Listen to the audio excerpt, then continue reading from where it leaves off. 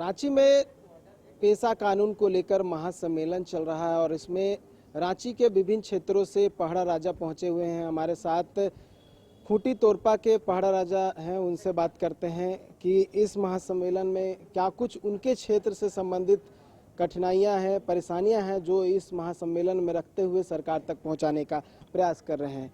नाम बताइए सबसे पहले, क्षेत्र कौन सा? क्षेत्र मेरा सनी का भेंगराज पढ़ा मुंडा दिसुन क्षेत्र। क्या परेशानी हो रही है आपके क्षेत्र? परेशानी अभी हमारे यहाँ जो सामान्य कानून थोप दिया गया है ना, जिससे हमारा जो विकास के मार्ग में बहुत बड़ा रोड़ा उत्पन्न हो रहा है, जिससे आज हमारा गांव विकास के राह पर नहीं बढ़ पा रहा है।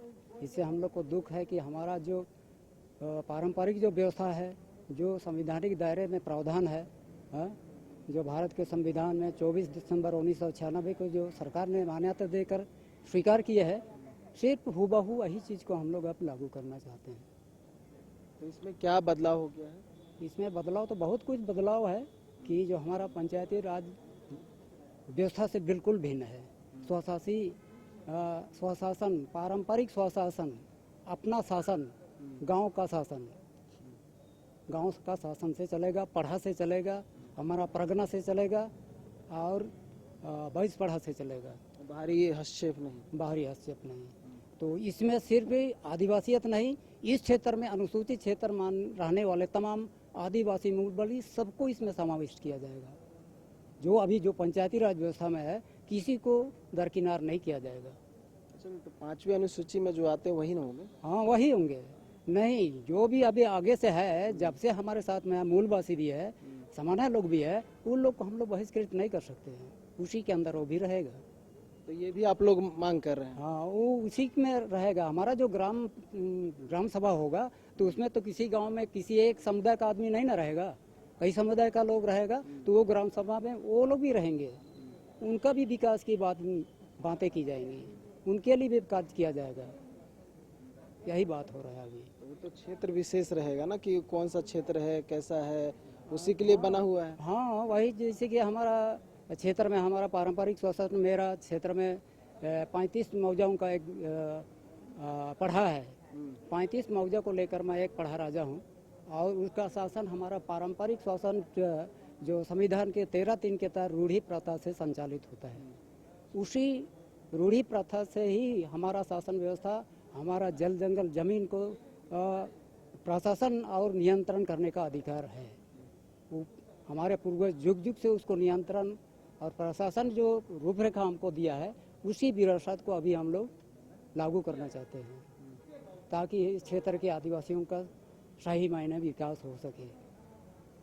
सरकार के ड्राफ्टिंग में क्या है, कुछ पता चला? सरकार का ड्राफ्टिंग में हम जो दिसंबर 2024 में जो ड्राफ्टिंग चल रहा था, उसमें तो हमारा ही ग्राम सभा को कहीं भी जगह नहीं दिया गया है। इसलिए वो सरासर मतलब आप जिस क्षेत्र से? हाँ, बिल्कुल। हाँ, जो हमारा ग्राम सभा का गांव का जो हेडमैन, उसको सिर्फ थोड़ा सा जगह दे करके बिल्कुल हमको कार्यपालिका शक्ति में बिल्कुल दरकिनार कर दिया गया है। ये सिर्फ आपके क्षेत्र का है या सभी क्षेत्र का? सभी क्षेत्र का ही हो रहा है। ये तो पालिकाओं को सम्मिलित नहीं क्षेत्र के लिए, सिर्फ हमारे क्षेत्र के नहीं, अनुसूचित क्षेत्र है तो हमारा खूंटी जिला यानी छोटानागपुर, संथाल परगना, ये सारे क्षेत्र के लिए लागू होगा ना।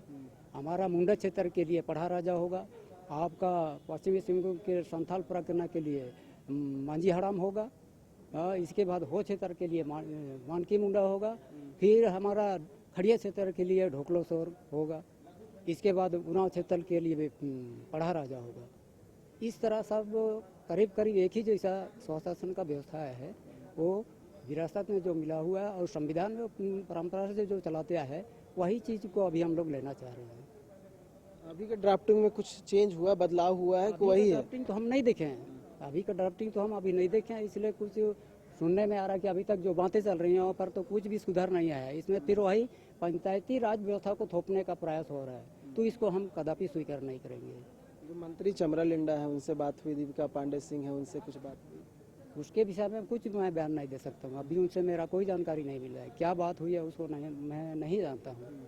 ये सम्मेलन का जो कंक्लूजन निकलेगा, ये कहाँ तक जाएगा? ये हमारा कंक्लूजन तो हमें सरकार तक जाएगा। सरकार को हम लोग वादे करेंगे कि हमारा व्यवस्था में 5वीं अनुसूची में जो व्यवस्था है उसको अब हूबहू लागू कीजिए, यही हमारी बात रहेगी।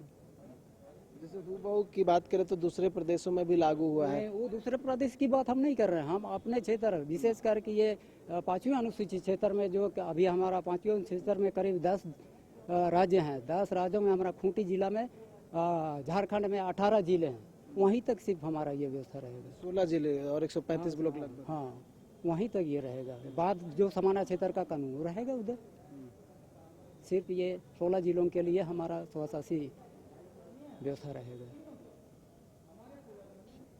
देखिए, जो भी परेशानी है अपने क्षेत्र से संबंधित वो रख रहे थे। पहाड़ा राजा है अपने क्षेत्र का, और जो भी कठिनाइयां हैं वो बताने का प्रयास कर रहे थे। सम्मेलन चल रहा है, उसके साथ साथ ये भी बता रहे थे कि स्वशासन होना चाहिए और जो चीज़ें इनके हक में हो वही चीज़ें हो, उसके अलावा कोई ऐसी चीज़ ना हो जो इनके हक से अलग हो। इसी को लेकर जो है इस महासम्मेलन में अपनी बातों को रखते हुए नजर आ रहे हैं। साथ ही इस महासम्मेलन के माध्यम से भी एक रास्ता तैयार होगा, जो रास्ता जो है सरकार तक जाएगा और अपनी बातें जो है पहुंचाने की कोशिश होगी, प्रयास होगा। न्यूज़ बाय स्कोप के लिए कारपसन अभिषेक के साथ नीरज कुमार, रांची। गोल जहां 27 वर्षों के सफर में 17,000 से भी अधिक छात्रों ने डॉक्टर एवं इंजीनियर बनकर भरे सफलता की ऊंची उड़ान, जहां साधारण छात्र भी असाधारण सफलता प्राप्त कर बना रहे इतिहास।